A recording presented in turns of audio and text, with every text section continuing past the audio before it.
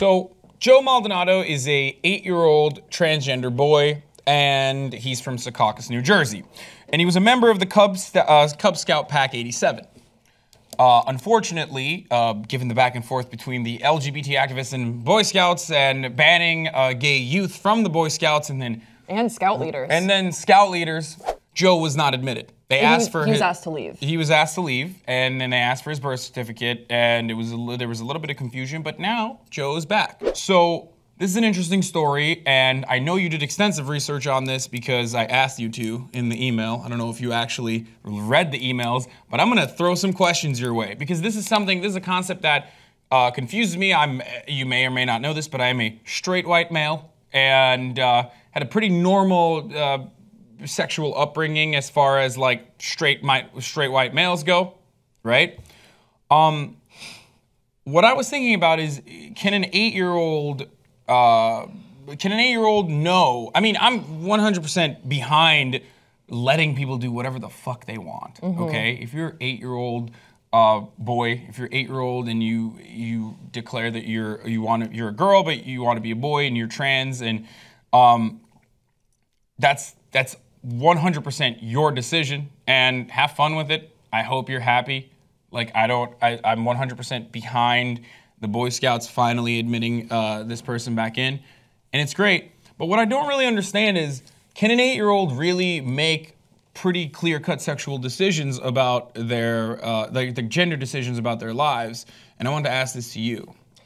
Okay, well, first of all, because you hadn't seen Megan Fox yet when you were 8 years old. Look, first of all, as a cis woman, I should not be considered an authority on trans issues at all, but from my research and as someone who has experienced gender dysphoria. But you have trans friends, like you've talked to them about this stuff. Right, but that still doesn't make me an authority. But I should just say that as someone who has not had a shared experience with the trans community, I can only, say what my research has told me. And here is what I would say to the question as whether or not an 8-year-old can be because this is trans. something I genuinely want to understand. So, I'm not being intolerant. Like, Dr. Kristie McGinn spoke with the New York Times, and she has done a ton of gender reassignment surgeries for kids under the age of 18. And her quote on the issue, and it's a really interesting article in the New York Times about just kids under the 18 who are seeking for gender reassignment, specifically surgically. Her quote that I thought really resonated is, quote, "The problem is it's not an age, it's a situation." And that's what we need to start thinking of. We have to stop framing it in the sense of, is a kid old enough, and what is the case-by-case situation? Because you hear situations of kids who experience major dysphoria in the early ages. Dysphoria. Wait, isn't it?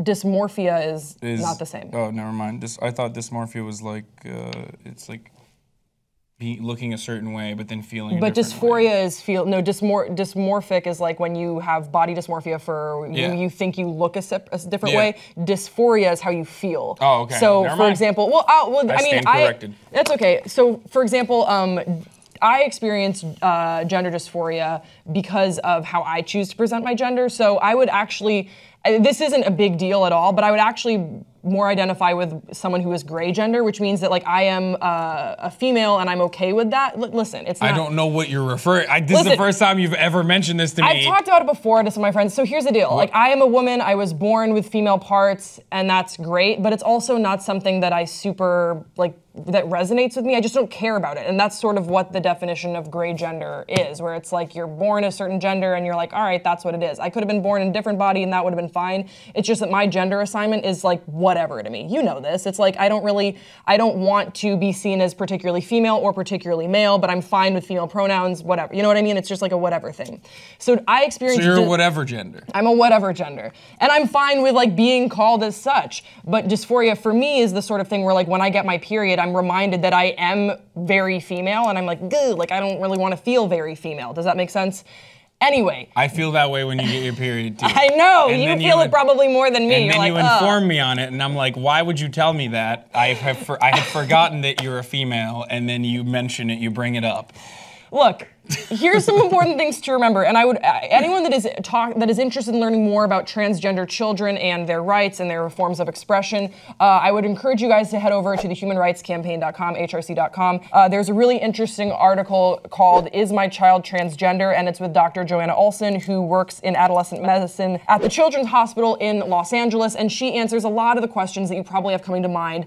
Specifically, people are talking about medical reassignment and surgical reassignment. Now, a lot of people think that, oh, you're 8 years old and then they're sending these kids into surgery and they're having all these major procedures done, and that's just simply not the case most of the time. Hormone therapy, right? Or also you'll have puberty blockers.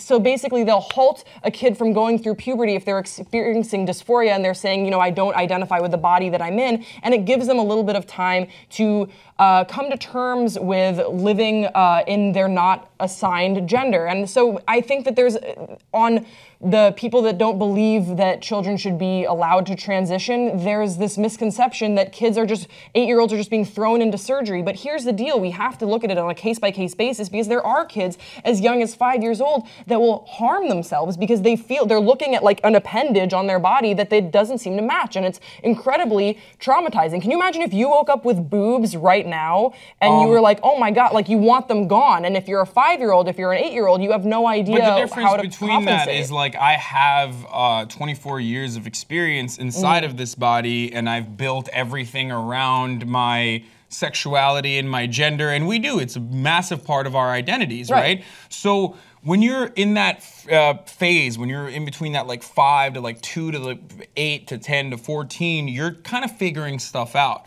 And I didn't mean it like in a sense where like 8-year-olds shouldn't get surgery, which I do definitely feel like it should be looked at in a case-by-case basis, because we don't allow 8-year-olds to make any other life-altering decisions about themselves either. So there's a reason why you need a legal guardian until the age of 18, and even 18 for some instances is too young for a lot of people. So then we have the age of 21 for making more self-harming decisions. Now, I'm not saying that getting life-altering surgery in this regard, any sort of like transgender surgery is life-harming at all. I'm not saying that. Could be actually life-giving. So that's exactly, and that's the other side of this argument, which I kind of see, where it's like if you have, if you feel like you were born in the wrong body, if you feel like you're trapped inside of your own body and you wanna change something about yourself, I kind of feel like it's better if you get ahead of it and you do it early on, and then you have the development that you wanted to. I feel like it's probably easier to get transitional surgery at an earlier age, like pre-puberty at least, even with like hormone therapy or however you start off with it, and then get that sort of surgery. It's probably a much easier transition to, post-op life than someone who's 25, 35, like someone who is like Caitlyn Jenner, for example, who's, transitioning at a much older age. Well, and that is what a lot of the research does indicate, that if you feel strongly about... there is a high suicide rate for older trans people, and it's not just because of the public not accepting them. There's different reasons. Like a lot of older people, when they do get the surgery, want to go back, and they unfortunately can't. Well, also, there's a high suicide rate within the trans community in general, and this is absolutely an oppressed community right now, and especially when you have people debating the legitimacy of their life decisions, I can only imagine how difficult that must be. So wherever you fall on the issue, let's remember that the trans community does represent a very small part of the population, but we should absolutely... So fuck them. But a legitimate and valid population as well, that we should be hearing them on a case-by-case basis. In the same way with,